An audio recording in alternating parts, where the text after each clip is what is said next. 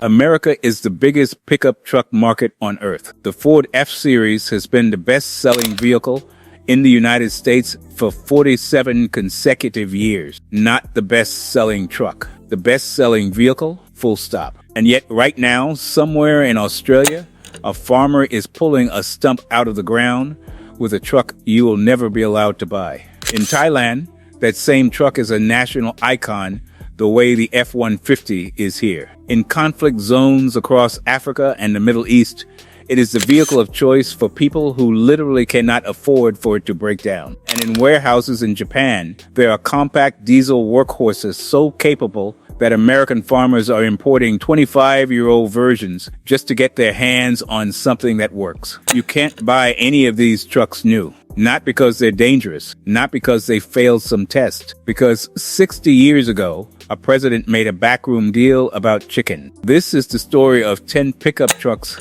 so capable, so tough, and in some cases so legendary that the American market has been shielded from them for over half a century. And the more you learn about why, the harder it is to look at your truck payment the same way. The story starts not on a test track. It starts on a poultry farm. In 1961, American chicken producers were flooding European markets with cheap poultry. French and West German farmers couldn't compete. The Europeans retaliated with steep tariffs on American chicken imports, and U.S. exports to Europe fell by 25% almost overnight. Senators were furious, farmers were furious, and President Lyndon B. Johnson, facing a political crisis on multiple fronts, signed an executive order in January 1964 imposing a 25% retaliatory tariff on several European goods, potato starch, brandy, dextrin, and light-duty pickup trucks. The other three tariffs were eventually lifted. The truck tariff never was. Here's what makes it worse. Audio recordings from the Johnson White House later confirmed the truck tariff wasn't really about chickens at all. While President Walter Reuther told Johnson that Volkswagen's Beetle and Type 2 van was selling so well in America that union jobs were at risk. Johnson needed union support for the Civil Rights Act and needed to prevent a strike before the 1964 election. So the deal was made. The chicken fight just gave it cover. A 25% tariff, nearly 10 times the normal 2.5% rate on imported cars, was wrapped in the language of agricultural retaliation and dropped on every foreign truck in the world. VW Type 2 imports collapsed immediately. Japanese manufacturers who had been selling small trucks in the U.S. pulled out of the market entirely. And the big three, Ford, GM, and Chrysler, sat back and exhaled. Today, trucks and SUVs are over 66% of all vehicles sold in America. 2/3 of the entire market, protected from foreign competition by a law built on a lie about poultry. A Harvard professor of international trade called it a policy that crippled the U.S. auto industry by shielding it from real competition for 40 years. Truck prices have risen at roughly double the rate of car prices every year since. You have been paying that premium your entire life. Now here's what it cost you. Number 10, the Volkswagen Amarok.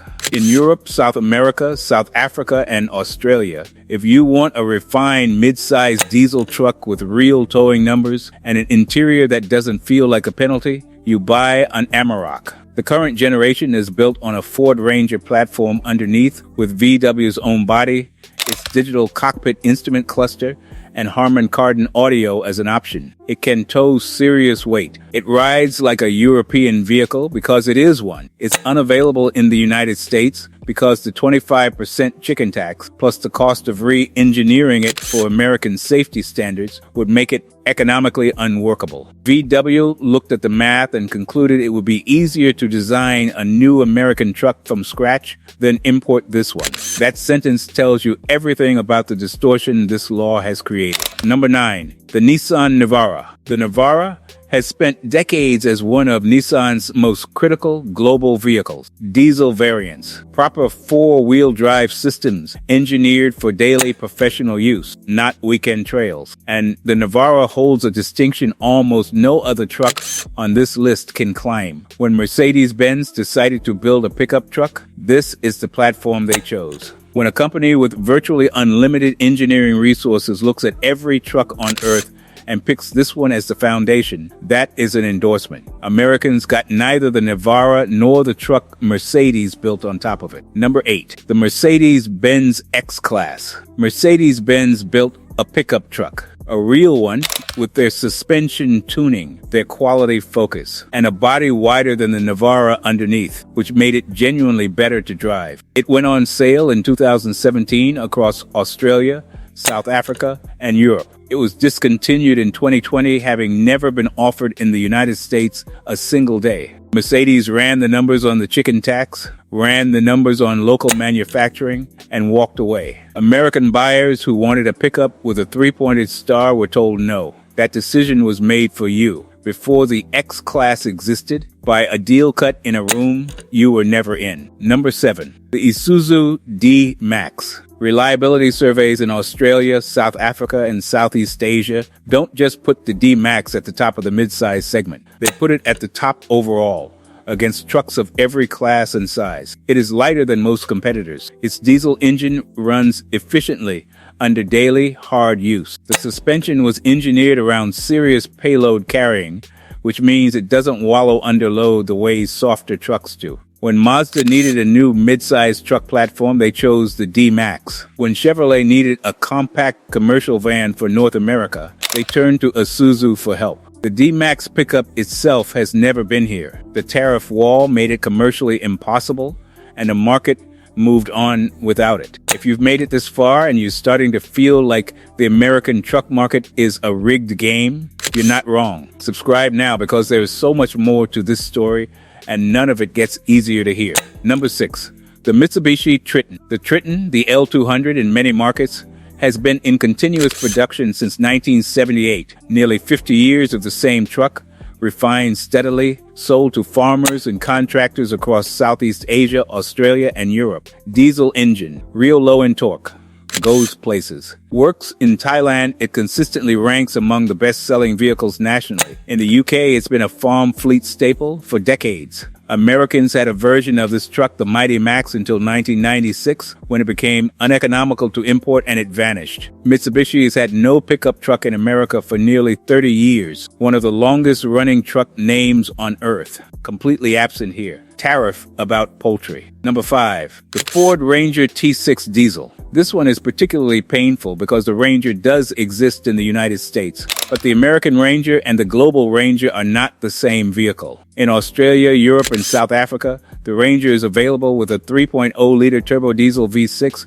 producing over 440 pound-feet of torque, along with steel bumpers, different frame rails, and towing capacity that exceeds the American version. The Global Ranger has been the best-selling pickup in Europe for 10 consecutive years. When Ford brought it to America in 2019, they redesigned the frame, changed the suspension, dropped the diesel, and recalibrated it for American expectation, because the diesel variant is assembled in Thailand and would face the full 25% tariff on import. What Americans get is a deliberately discontented version of a truck the rest of the world drives at full strength. Number 4. The Toyota Land Cruiser 79 series. The 70 series Land Cruiser has been in continuous production since 1984. The 79 pickup runs a 4.5-liter turbodiesel V8 on a ladder frame so overbuilt it makes modern trucks look provisional. Mining operations, NGOs, military contractors, relief organizations, this is what they use when they are going somewhere genuinely hostile and need to actually get there. Sold in Australia, the Middle East, and Africa for over 40 years with minimal changes because it has never needed them. In Australia, base 79 commands the price of a loaded American full-size because buyers know what they're getting. In America, it doesn't exist. A truck built to operate in every difficult environment on Earth, except the country that buys the most trucks. Number 3, the Toyota Hilux. This is the one that should make you furious. The Toyota Hilux is the most indestructible production vehicle ever built. In 2003, Top Gear took a 1988 Hilux with 190,000 miles on the clock and spent 2 episodes trying to destroy it. They drove it down a concrete staircase. They sideswiped it into a building at speed. They submerged it in the Bristol Channel at high tide and left it overnight. They set it on fire. They put it on top of a 23-story apartment building that they then demolished with explosives. After every single one of those events, the Hilux started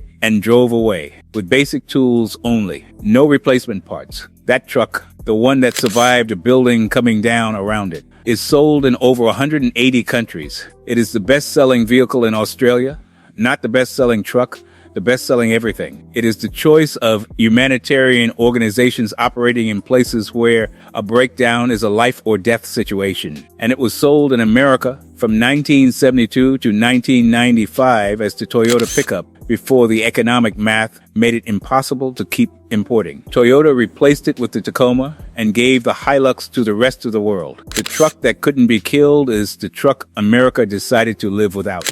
Number 2, the K-Truck. Japanese K-Trucks, the Suzuki Carry, Honda Acti, Daihatsu Hajet, Subaru Sambar, are compact 4-wheel drive workhorses built to Japan's micro-vehicle specifications. They are small. They haul things. They go where full-size trucks cannot. And American farmers want them so badly that they are importing 25-year-old examples, the oldest units that qualify under the vintage import exemption, and driving them on private property, because most states won't allow them on public roads. There is no American market equivalent. Nothing built domestically does what a Key truck does at the size and price a Key truck does it. Vineyards in California, farms in the Midwest, hobby properties across the South. The demand is real, it is documented, and it is being served entirely by antique imports. The market has been screaming what it wants for decades. The industry, safely protected, has not had to listen. Number 1, the Volkswagen Type 2 pickup, the one that started all of this. In 1963, the VW Type 2